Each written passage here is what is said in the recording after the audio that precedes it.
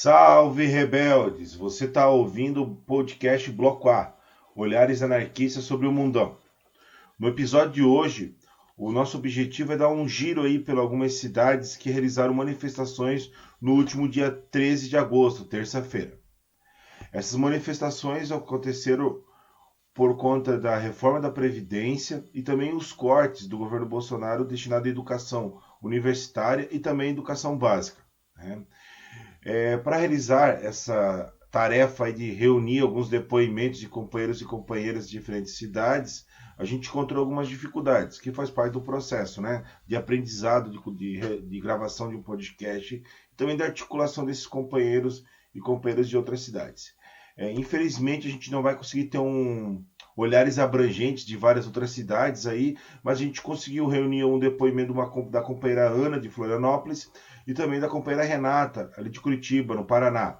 E eu ficarei responsável de fazer alguns comentários de como foram as duas manifestações que aconteceram em Joinville.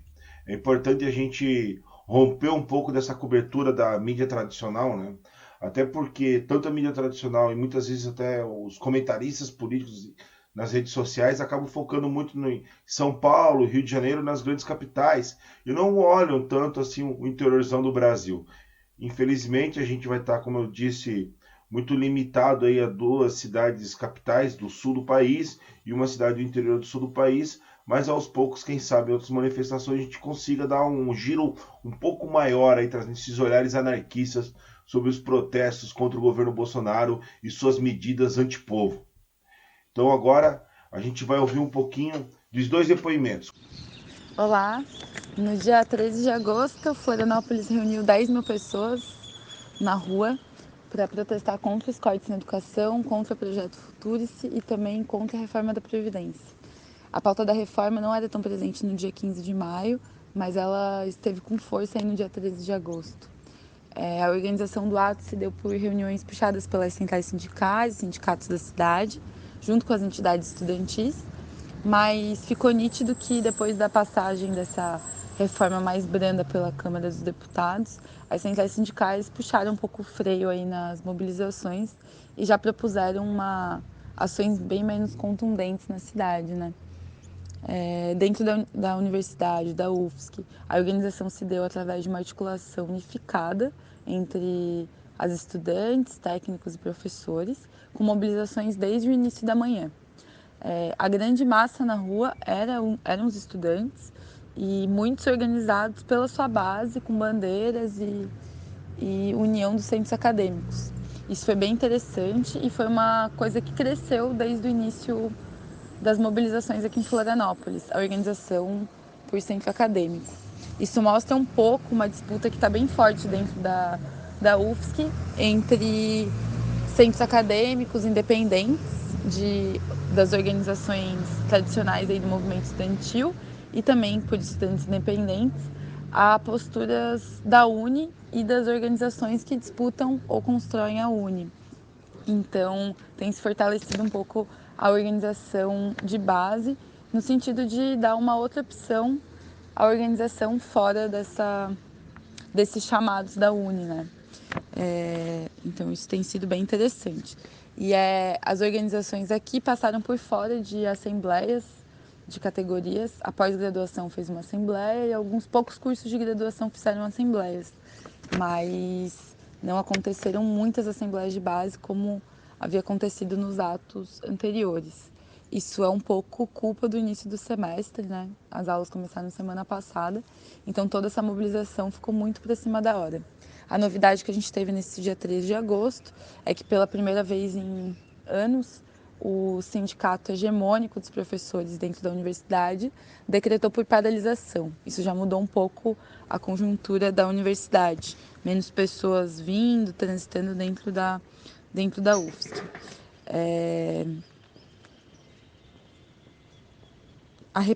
Sobre a repressão e a questão da polícia militar, quando a gente pensa em Florianópolis, a situação está bem diferente desde que o comandante Moisés assumiu no início do ano.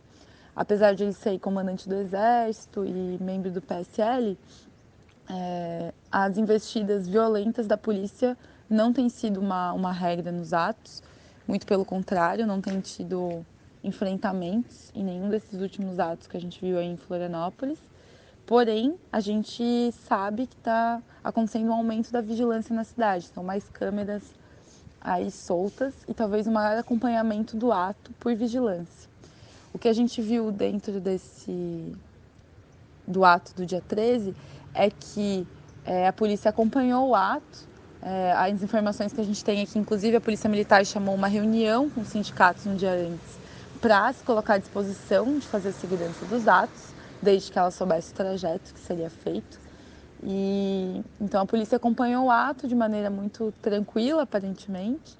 Porém, no final, a polícia entrou dentro do terminal de ônibus e já com a dispersão do ato, tirou pessoas de dentro do ônibus que supostamente tenham pichado ou feito intervenções urbanas, artísticas pelos muros da cidade aí, e revistou essas pessoas de uma maneira bem arbitrária. Isso a gente entendeu que era um sinal de intimidação e um pouco criar um sentimento ali de medo para as próximas ações, né? A ânsia que está nas pessoas é de que é necessário mais radicalidade, de que do jeito que os atos estão e que a movimentação está, os nossos direitos não vão ser garantidos, porque cada vez o governo dobra a aposta. Então tem ficado um sentimento aí de que a gente tem que construir uma luta mais contundente. Você acaba de ouvir aí o depoimento da companheira Ana, estudante ali da UFSC, sobre o ato do 13A aí contra a reforma da Previdência e o corte na educação. Agora a gente deixa você com a Renata, companheira de Curitiba, estudante da Universidade Federal do Paraná, também trazendo o seu relato da experiência ali no Paraná no último dia 13. Aqui em Curitiba, o trabalho de mobilização se deu muito pelos centros acadêmicos. Houve uma divulgação bem forte pelas redes sociais, né? E os professores também divulgaram bastante. Aqui no meu curso, por exemplo, os professores chamaram uma assembleia comunitária no dia do ato. Houve algumas falas de conscientização, enfim. Foi uma assembleia bem cheia, que a gente não estava acostumado a ter uma assembleia com tanta aderência, né?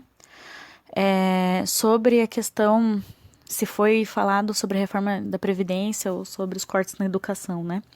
Nos cartazes e o que uniu a gente ali foi a questão da educação, mas nas falas, na concentração, era sempre jogado para o futuro, assim, né? Então, sempre falado da reforma da Previdência, com certeza, assim. E também teve algumas menções ao SUS, né? Então, a gente foi meio que falado das três coisas.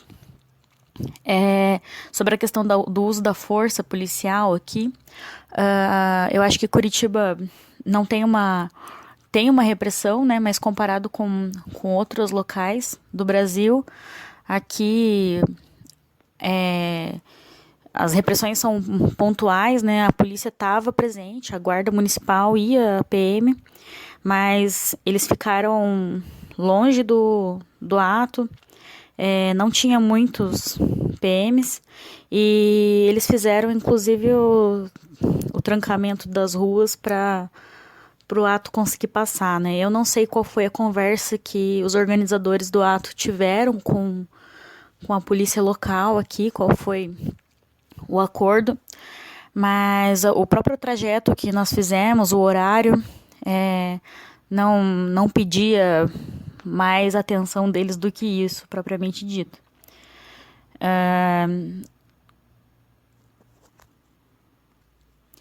A Uni, aqui na UFPR, ela não é tão forte, né? Ela, comparado com as outras forças existentes aqui no movimento estudantil, tem pessoas que nem sabem o que é a Uni, assim. Ela tem uma força nacional, óbvia, que funciona para chamar um ato, por exemplo, né?